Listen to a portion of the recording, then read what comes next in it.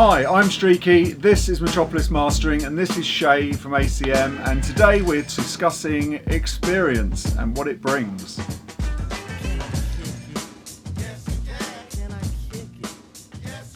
So we're discussing, the way we got onto this idea for this video was discussing people's expectations and what they, what they expect when they come to mastering or mixing or recording or anything. And really, it's down to experience of what you're doing and the whole process of what you're doing. So it's the engineer knowing what they can get out of something, and knowing when to do something and when not to do something. Yeah, and I think the joy of experience is doing less. So most people a mix engineer usually does less the more experience he gets, and the more I master, the less I need to do.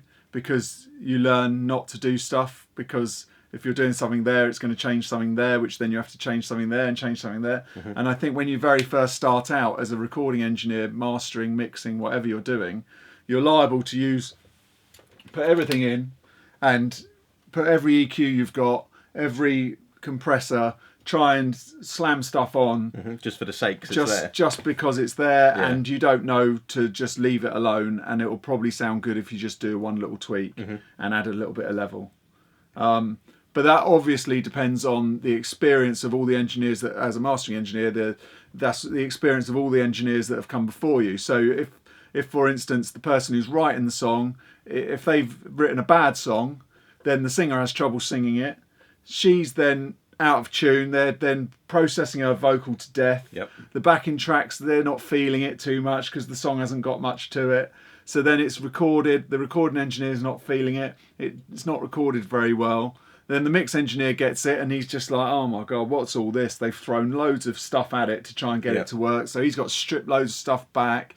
Everyone's having trouble with it all the way down the line. They come to mastering and then they're saying, oh, we've had trouble with this all the way along. And then I'm listening to it thinking, oh my god, what an absolute And then mess. It all falls on your shoulders. And so then then I'm expected to make it sound in a certain way.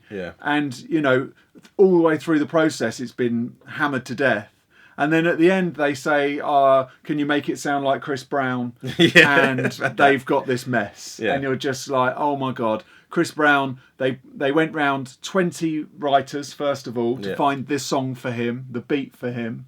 Then they've gone through, they've recorded it, everyone's loving it, they're all feeling it in the studio. Basically the complete opposite of what I just described. It goes through the chain all the way through, and everyone is not doing much to it because he's sung it, because he's feeling it, it sounds good. But what they've done also is then they've comped the vocals, so they've gone through, chopped it up, and they've found the right takes and everything. They've just taken their time getting all the sounds right. They've got the bass drum right, because they've spent ages on the bass drum. They've put loads of stuff together. They've compressed it well. They've got it sounding good. They don't need to add loads and loads of tracks. They don't need 50 tracks of stuff. They can have 4 tracks of stuff because every one of those tracks sounds great. And it's doing its thing at the right time. And the vocals there. So because of the space in the mix, it's got some white space, like with a picture. It makes you look at the colours better. Well, it's the same with music. If you've got space, you can hear the sounds better. So if they've only got 4 sounds, it sounds good. So going all the way through, it sounds great. When it comes to mastering, it's a joy to work on because you just do a couple of tweaks and you're done. And I think that most of the people I've ever worked with, going back to the experience, anybody with experience, like a big mix engineer, you don't ever have to do much to their sound. Not because you don't want to. Obviously you really want to, because you always want to. Every engineer wants to put their mark on it, but it's knowing when not to.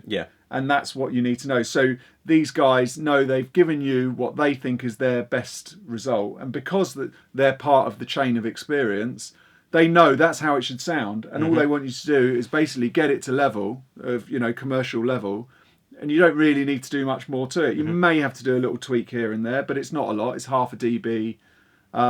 So it's there, so all the way through, it's a nice experience. Everyone has a nice time. They're not thinking when they go to mastering, oh, he's going to save it. It's going to come back and it's going to sound like a hit record. They already know it sounds like a hit record because when the writer wrote it, it was a hit record. Because when they've stripped it back and they're just playing it on the piano with a vocal, it sounds great. They don't need all the other shit around it. They're sending it to you as to be a mastering engineer, not to be a magician. They're sending it to you so, like, this is how I want it to sound.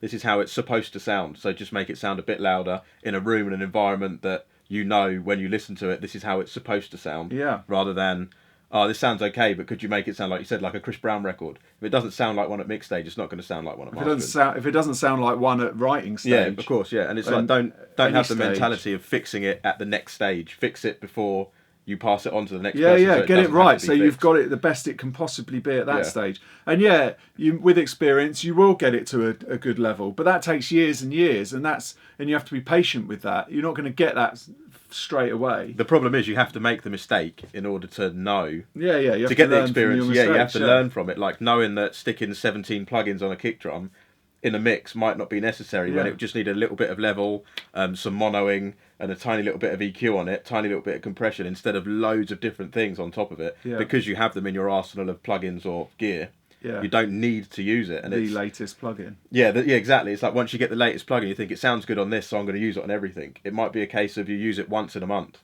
and that once in a month it needed to be used. It's out of necessity rather than vanity because you have it. It's like the same with all the gear here. But how many tracks do you use every single piece of gear on? Well, yeah, exactly. Every track.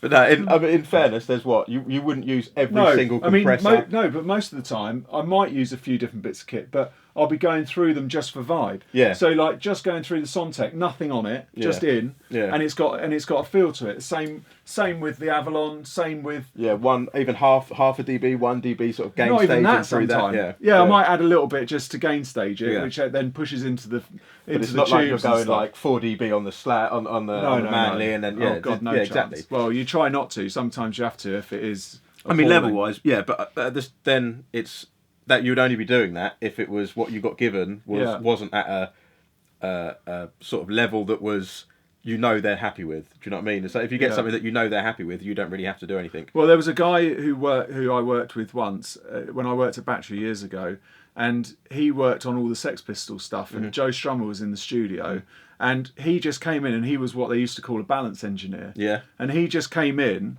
and everything sounded great anyway, because they'd obviously got it to that level, so going back to what we're saying, and he just came in and just spent the whole day just balancing the mix. Yeah. So get everything to zero, no compression, no EQ on the desk, just moving them and just going, right, okay, that's it. Yeah, no, don't need that. Yeah. Don't need that. Right, okay. And he's done. Yeah. Right? He's done. And then it comes in to get mixed, right? And then so when the mix engineer gets it, it's all been balanced nicely. Yeah. So then the mix engineer listens to it and goes, okay, yeah, I see what they're doing. They've sat that down, and then they start adding a little bit touches here and there, but they don't actually need to add much. Yeah. Because it's all set ready for them at the level before, rather than it sounds all right, but then the mix engine will sort it. There's the mix is all right. 5 or 6 different stages, Yeah. whereas now everyone thinks you can have one stage and then give it to the mastering engineer, or don't even give it to the mastering engineer. I'll do the lot myself. Yeah. It's like, oh my God, how can you?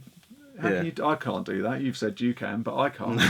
But it's just the expectation, isn't it? And it's the expectation of the person before you of what they're going to get out of the next stage. So if they don't give you something that's up to the level of how they want it to sound finally, then there's no point them handing it over to you. They need to hand it to you, or so the recording engineer needs to hand it to the mix engineer at a stage where they think this sounds pretty good. Yeah. Like all I want them to do is really balance. But then it you and have get to his work ear. with people with experience to know that. Yeah. To know what's good and what's bad, because that's the experience. Is knowing. That's the hardest thing to do. Is knowing not what to. It's not what you do. Yeah. It's knowing not what not to do. Not to do. Yeah. Thanks. Yeah. Put my teeth in. Yeah. And that's really the problem, and I don't think anybody realises that. So when they get it back from us and they're like, "Oh, you haven't done much," it's like, "Well, your mix was good." Yeah. It's a good thing. That's a good thing. Yeah, Enjoy it's a good that. thing. Yeah. Exactly. So in conclusion, I think it's so it's basically knowing what not to do. Yeah. And knowing when not to do it. Yeah. Yeah. So don't just add loads of stuff for the hell of it because you think you need to. You're probably better off. You know, if you get down the line and you realise that it's not working, maybe there's something before it that you need to fix. Yeah. Rather than always thinking I'll fix it going forward, you're probably better going backwards, or leaving it, or getting rid of the track.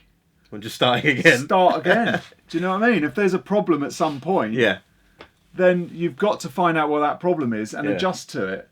Otherwise, there's obviously you know those tracks where you just don't work for a reason. If something has to be fixed, by definition, there's something wrong with it. Yeah. You can't fix don't something put a that's not band-aid broken. on it and then move forward and hope that it's going to be all right. Yeah, exactly. Afterwards. If something's injured, it doesn't give you its full potential, does it? Yeah. So yeah, make sure that it's bang on at every stage before you pass it on to the next stage. Yeah. So if you give someone something broken, you're going to. But don't get. I would also say on that though, don't get stuck. If it's really fine, if it's not working, you are better binning it off and writing something else, and then using maybe some of those bits later on, and using that experience that you had from that thing.